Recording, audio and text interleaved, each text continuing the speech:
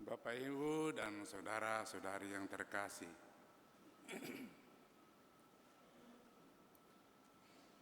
kita semua ini adalah orang beriman.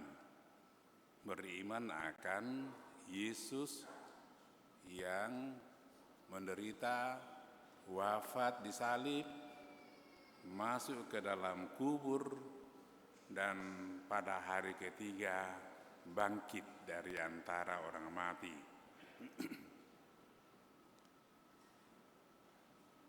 Itu semua kita tahu. Agak beda dengan apa yang diceritakan oleh umat Kristen awal yang disampaikan kepada kita lewat penginjil-penginjil. Dalam Injil yang kita bisa baca atau kita dengarkan, sebenarnya iman para rasul itu tidak langsung jadi. Walaupun mereka telah bersama-sama dengan Yesus selama kurang lebih 3 tahun. Mereka menjadi saksi siapa Yesus itu, bisa membuat mujizat, dan mujizat itu pada waktu itu diyakini bahwa itu berasal dari Tuhan. Tidak ada orang yang mampu membuat mujizat, artinya suatu perbuatan yang di luar nalar manusia. Tuhan Yesus sudah berkali-kali menjelaskan kepada para rasulnya siapa dia. Bahkan sudah dia dikatakan kepada murid-muridnya bahwa dia akan menderita, lalu akan dihukum, mati di salib, dan pada hari ketiga bangkit. Itu sudah mereka tahu.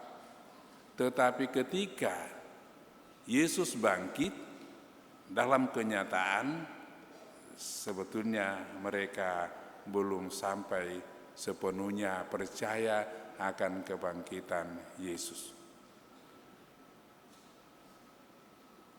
Ketika mereka datang di kubur Yesus dan jenazah Yesus tidak ada, semula seperti perempuan-perempuan yang pertama datang ke kuburan itu mengatakan bahwa jenazah Yesus dicuri orang. Dan kita lihat para rasul itu, Petrus dan Yohanes, berlari-lari ke situ sampai di kubur itu. Mereka melihat memang jenazah Yesus tidak ada, tetapi kain kafan yang dipakai membungkus jenazah Yesus itu ada di situ, termasuk kain yang disebut kain peluh yang diikatkan di kepala Yesus. Ada. Kalau dicuri, tidak mungkin orang yang mencuri itu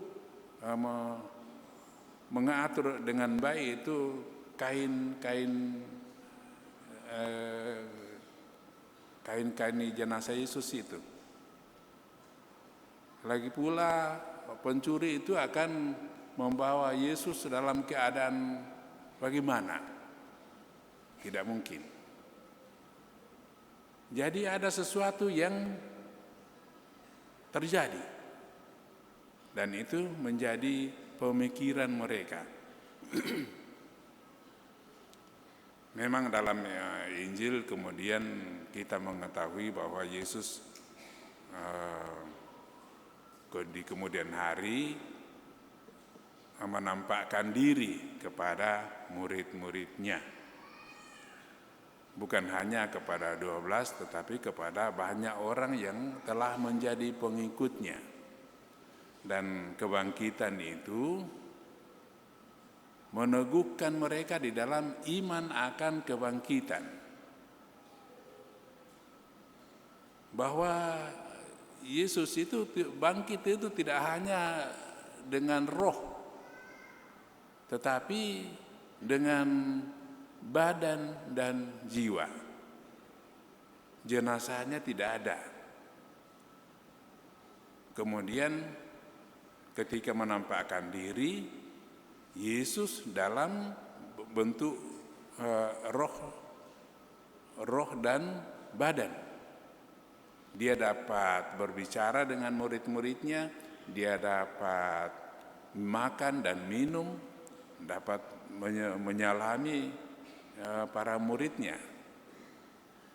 Jadi kebangkitan Yesus itu tidak hanya dalam satu rupa, roh, tetapi juga badan dan jiwa. Dan itu yang menjadi dasar gereja dalam syahadatnya. Salah satunya percaya akan kebangkitan badan. Ya.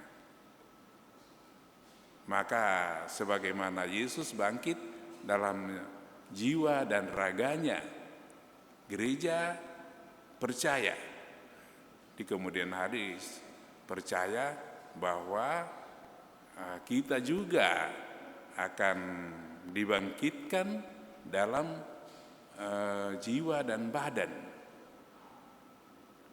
Tentu badannya tidak persis seperti yang ada di dalam kehidupan kita sehari-hari. Sebagaimana Yesus yang lahir bangkit jiwa dan raganya, dia dapat ketika dalam penampakan itu dia dapat berbicara atau menyapa atau makan dan minum bersama murid-muridnya. Tetapi kita tahu juga Yesus masuk dalam suatu ruangan yang tertutup. Bisa tiba-tiba ada di dalam ruangan di mana para muridnya berkumpul. Meskipun dalam bentuk badan dan jiwa, tetapi Yesus bisa hadir.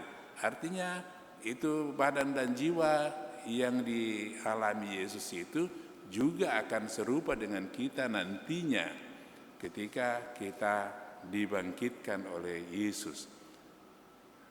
Karena itulah gereja menetapkannya sebagai satu pasal dalam syahadat kita. Tidak persis jasmaninya dengan kita, badannya seperti kita sekarang ini dalam bentuk yang baru. Artinya kebangkitan Yesus itu membawa kehidupan yang baru. Tidak terputus dengan kehidupan yang lama, tetapi kehidupan yang baru itu lain. Dalam penghayatan kita, cita-cita kita akan mengalami kehidupan yang baru itu nanti di dalam kerajaan surga. Di sana keadaan kita, istilah lainnya adalah seperti Firdaus baru. Kerajaan surga seperti Firdaus baru. Kita akan bergaul langsung dengan Tuhan. Semua orang kudus di surga itu mengalami yang demikian. Itu kita cita-cita kita ke sana. Dan dalam rangka kita menuju ke kehidupan yang baru itu, maka kegiatan kita sepanjang hidup kita melakukan banyak ibadat. Maksudnya supaya kita menyiapkan diri, membenahi diri dalam perjalanan hidup kita.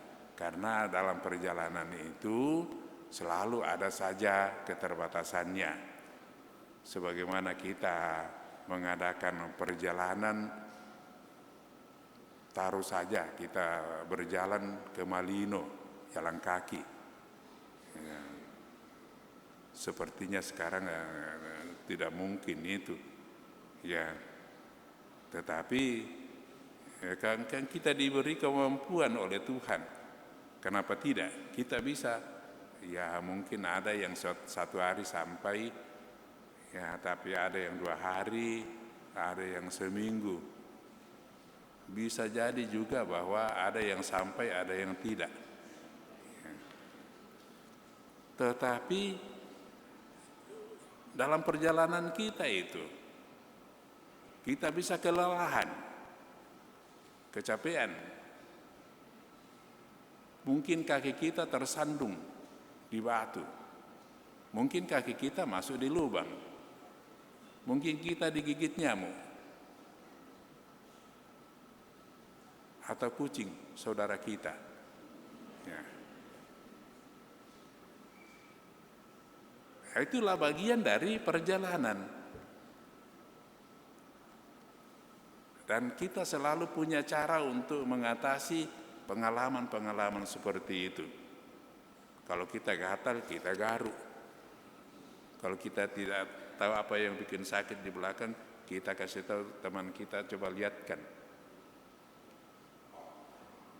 Semacam itu perjalanan kita. Nah, juga dalam perjalanan hidup rohani kita di dunia ini, yang kita sebut sebagai persiarahan hidup, mulai dari kelahiran kita sampai pada akhir perjalanan kita di dunia ini. Kita mengalami banyak suka dan duka. Dari suka dan duka yang kita alami itu, kita berkembang, kita bertumbuh. Demikian juga pengalaman para rasul tentang iman akan Yesus Kristus.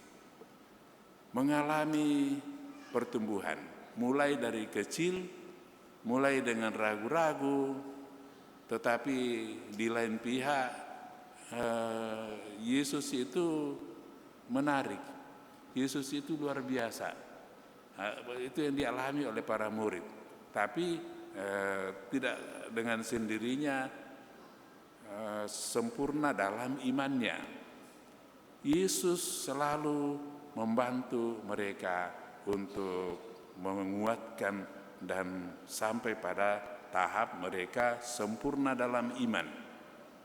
Yang sempurna itu bisa dilihat dari para martir, rela mengorbankan apapun yang ada padanya untuk mempertahankan imannya kepada Kristus. Karena yakin betul mengenai iman Kristus, iman terhadap Kristus itu.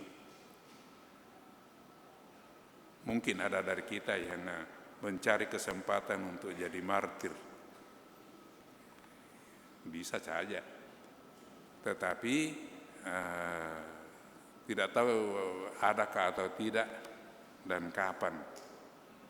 Tapi kita mulai menjadi pejuang di dalam kehidupan kita sehari-hari. Memperjuangkan cinta kasih di dalam keluarga. Memang kadang-kadang cinta kita itu tidak terbalas. Kadang-kadang kita dimanfaatkan salah oleh orang yang kita kasihi. Kadang-kadang seperti itu. Tetapi percayalah bahwa selalu Roh Kudus itu bekerja, memberikan pertobatan pada orang yang bersifat tidak betul kepada kita. Tetapi kita juga mengalami pertumbuhan dan perkembangan dalam hal itu. Kadang-kadang kita mengakal-akali orang lain. Kita menipu. Bukan hanya orang yang tidak Katolik yang menipu, tapi orang Katolik juga ada juga yang menipu. Bukan hanya menipu orang lain, menipu saudaranya sendiri, menipu orang tuanya sendiri, menipu anaknya sendiri, menipu sahabatnya. Ada seperti itu. Harusnya tidak terjadi di kalangan kita sebagai orang yang sudah hampir sempurna di dalam iman akan Yesus Kristus. Nah, jadi kenyataan seperti ini yang kita alami mengingatkan kita untuk terus-menerus memperbaiki kehidupan kita sehari-hari. Kita bersyukur kepada Tuhan bahwa Tuhan memberi waktu kepada kita untuk dapat membenahi diri kita. Kata kitab suci atas pertanyaan orang, kenapa ada orang yang panjang usianya. Antara lain Nabi Nuh itu usianya 950 tahun. Ada lagi yang lainnya, saya lupa, cukup ingat satu. Lalu ada juga yang baru beberapa hari lahir, meninggal. Ada orang yang masih muda lagi, top-topnya perkembangan, tapi kemudian selesai perjalanannya. Nah, lalu untuk orang yang panjang usianya itu dalam kitab suci kita lihat bahwa alasannya bahwa Tuhan memberi kesempatan kepada orang itu untuk membenahi hidupnya karena banyak dosanya. Jadi kami yang tua ini sesungguhnya banyak dosanya. Maka diberi waktu oleh Tuhan untuk mengurangi dosanya sampai habis. Ya. Dan orang yang muda itu meninggal, dipanggil Tuhan lebih cepat karena Tuhan melihat di masa depan apa yang akan terjadi untuk orang yang dia kasihi ini, diambil memang sebelum dia dipengaruhi oleh dosa nanti. Macam itu kebaikan Tuhan. Jadi Tuhan selalu berbaik hati kepada kita. Maka kalau kita berdoa bukan hanya minta ini minta itu kepada Tuhan, minta mobil, minta rumah, minta ATM yang banyak, ya. Bukan hanya minta itu, tapi menyadari kehadiran Tuhan di dalam kehidupan kita. Bahwa kita tidak berjuang sendiri, tetapi Tuhan menyertai kita. Kalau kita ragu-ragu, Tuhan hadir untuk menjelaskan kepada kita. Tidak langsung sih dengar kata-katanya, tapi bisa melalui orang-orang lain. Bisa melalui pengalaman-pengalaman lain dalam kehidupan kita. Tanda bahwa Tuhan tidak pernah beristirahat dalam memberikan penyertaan kepada kita. Maka yang bisa kita buat itu, yang cocok kita buat, tepat kita buat adalah bersyukur kepada Tuhan untuk kasih Tuhan yang begitu besar kepada kita. Kita bersyukur kepada Tuhan. Selain berkat yang diberikan Tuhan secara langsung kepada kita, juga lewat sesama kita. Maka jangan mengabaikan relasi dengan sesama. Itu jalan rahmat dipakai Tuhan untuk kita. Jangan membenci sesama. Jangan bertindak buruk kepada sesama.